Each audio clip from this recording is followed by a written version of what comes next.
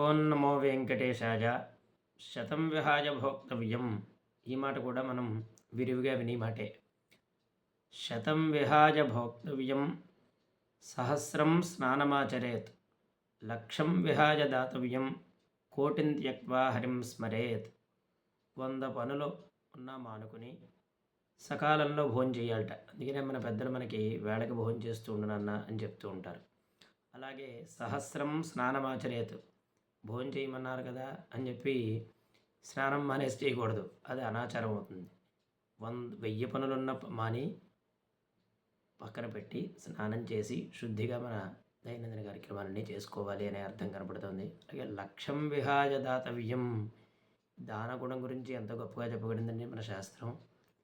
1,00,000 పనులు విడిచిపెట్టైనా నీవు ఉన్న దాంట్లో 10 మందికి పంచిపెట్టినైనా అనేది చెప్తుంది.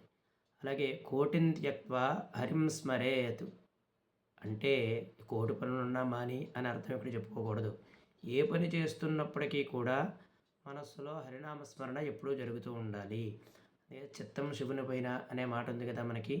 ఆ విధంగా ప్రతీది కూడా మనం దేవునికి అర్పిస్తూ ప్రతి చేస్తున్న పనిని కూడా దైవార్పణంగా భావిస్తూ మనసులో మాత్రం ఎప్పుడూ దేవుని స్మరిస్తూ ఉండాలి. స్వస్తి.